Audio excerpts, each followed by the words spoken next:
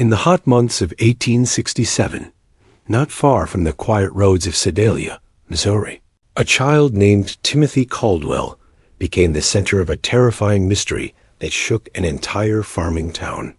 Local physician Samuel Harding, a man trained in medicine, during war, filled many books with notes about this boy whose behavior did not follow anything doctors knew. At first glance, he looked like every other child. He smiled often. He followed orders. He did not cause trouble. But something deeper was not right. Within half a year, 3 deaths had happened around him. Dozens of animals perished. People who crossed paths with him ended up injured, broken, or gone. Timothy's story, locked away by lawmen for over 100 years, tells of something not natural, something that pushes past the lines of childhood, science, and belief. What hides behind an innocent look? What grows inside a young heart that watches pain with calm eyes?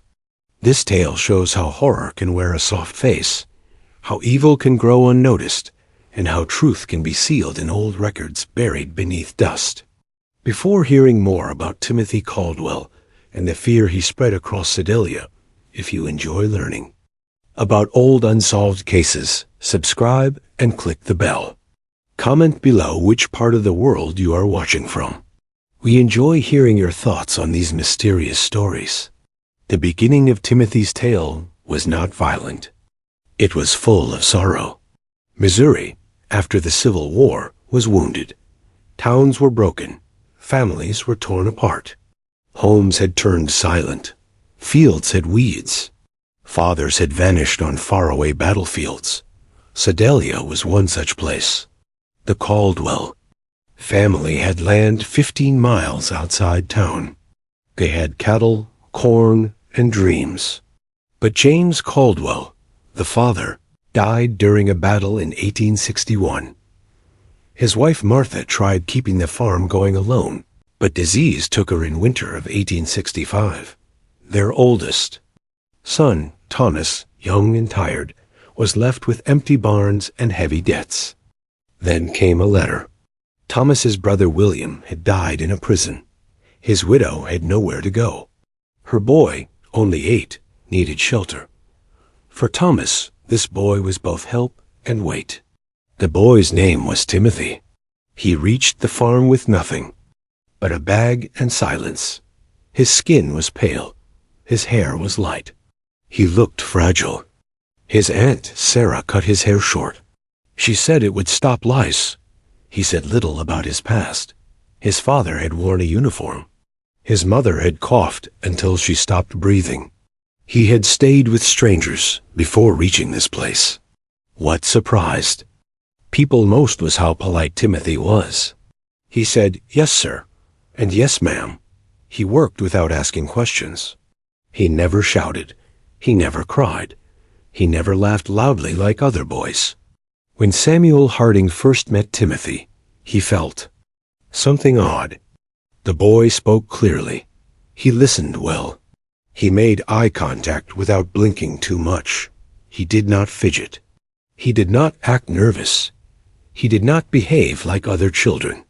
Harding later wrote in his notes that Timothy made him feel like he was the one being studied. Around town, the Caldwell farm stood apart.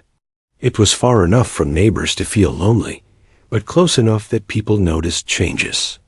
One woman, Mrs. Patterson, often saw Timothy walking the land from sunrise to sunset. He moved with purpose. He never rested. He never played. She once said watching him was like watching a wind-up machine that never slowed. Her chickens clucked wildly when he got near. The birds would group tightly, flap wings, and move away from fences. Her husband thought she was being silly, but she believed the animals knew something they could not explain. The first tragedy happened in August 1866. The air was thick and hot. A girl named Mary Fletcher, only 5, wandered near the stream. That creek ran near several farms. Timothy knocked on her family's door as they set the table for supper. His clothes were wet. His skin looked drained of color. "Mrs. Fletcher," he said in a steady voice, "I found Mary by the water. She is not breathing." People rushed to the creek. Her small body was lying face down in shallow water.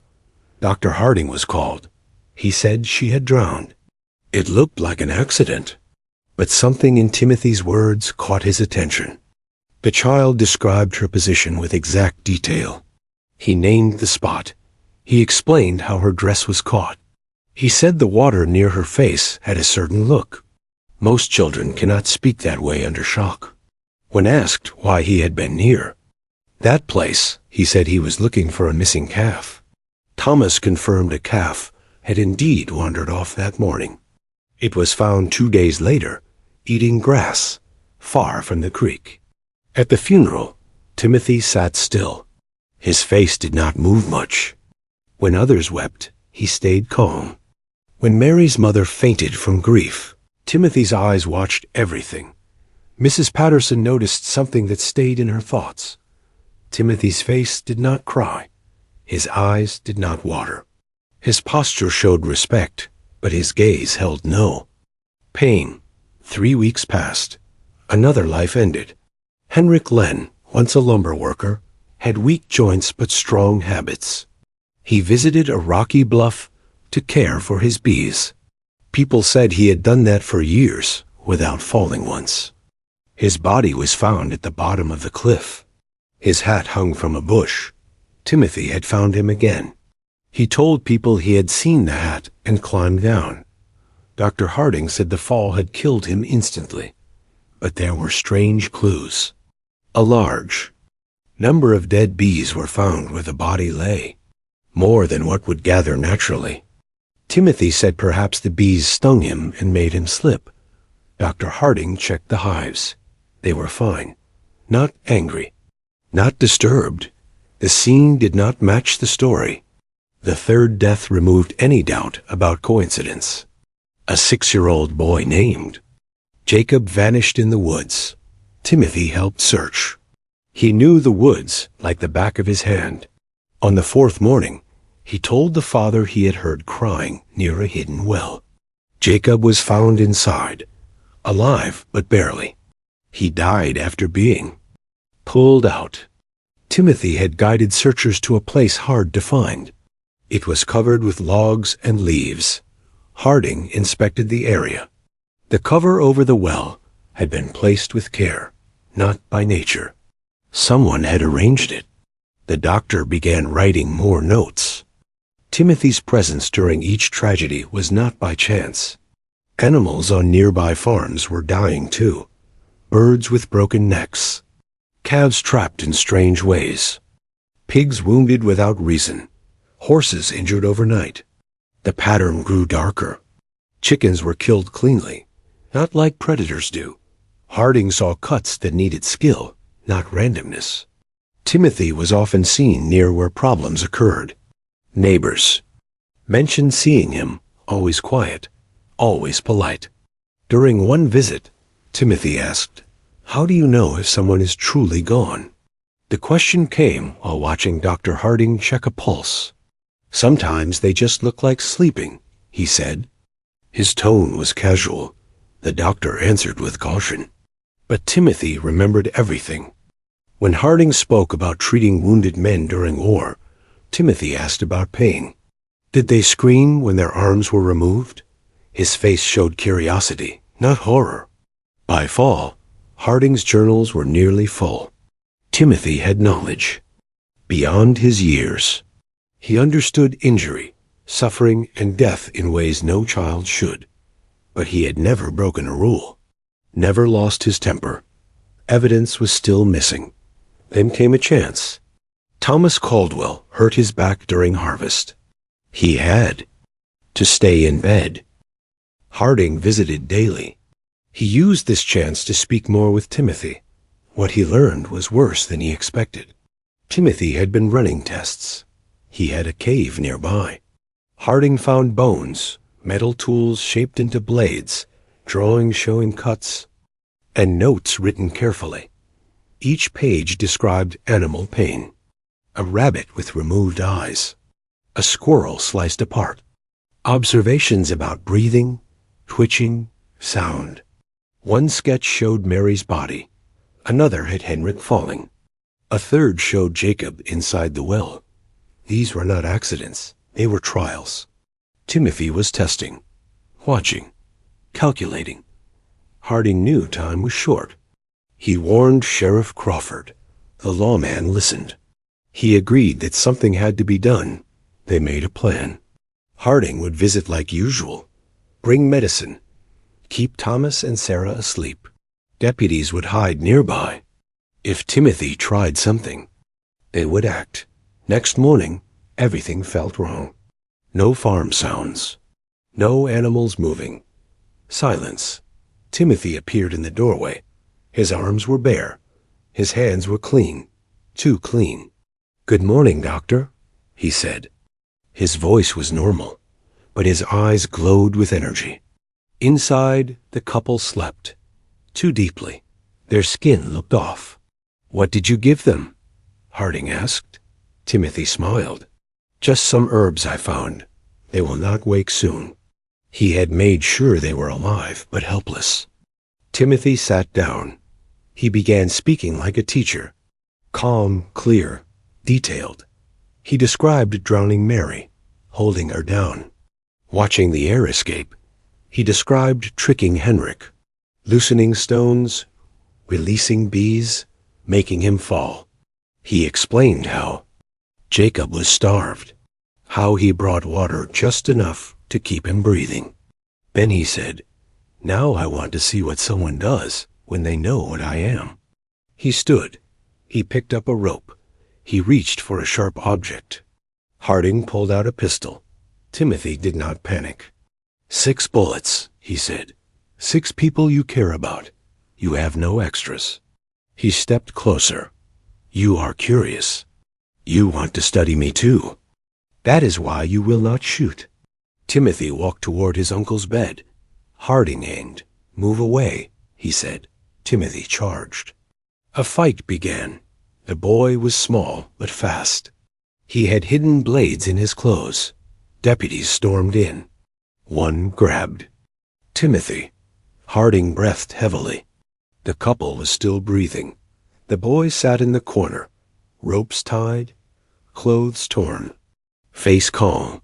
"Nobody will believe it," he said. "I am a child. I am interesting. Someone will want to examine me." He was right. No court knew how to handle him. The cave drawings were called imagination. Deaths were blamed on chance. But trying to kill Thomas and Sarah witnessed by. Lawmen could not be ignored.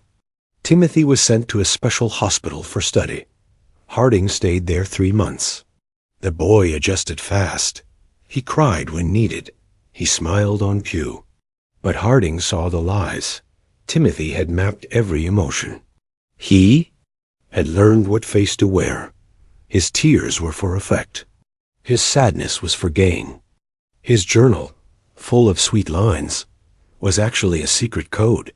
Hidden inside were plans, future ideas, tests not yet done. He had studied staff, measured reactions, built escape plans. Then he vanished. One summer day in 1868, he disappeared. No one knew how. Guards had eased rules slowly. A book here, an extra walk there. Timothy had used them. Harding wrote, he knew their minds better than they did. Later, across distant towns, strange deaths occurred. Each bore his mark. Each had signs, carefully done, slowly executed. The doctor spent his last years chasing shadows. He filled pages with patterns. He wrote thoughts on evil. Could someone be born without a heart, without care? Timothy Caldwell had shown what happens when emotion is missing, but intelligence remains. The Caldwell farm was left behind. No one wanted it. The cave was sealed, but stories whispered. Number. Animals grazed near the place. Dr. Harding's books were given to a museum. His daughter believed the notes might help others. Thomas and Sarah changed names. They never returned to the farm. They never had children. Before dying, Harding wrote, "He was not alone. He was a preview, a mirror showing what lies beneath masks." If you stayed until now, tell us below what you think. Was this evil born or built? Could there be more like him? Subscribe, like, and share this story with someone who loves mysteries from the past. Some truths are scarier than made-up tales. Sometimes history hides monsters not in shadows, but in plain sight. See you in the next dark discovery.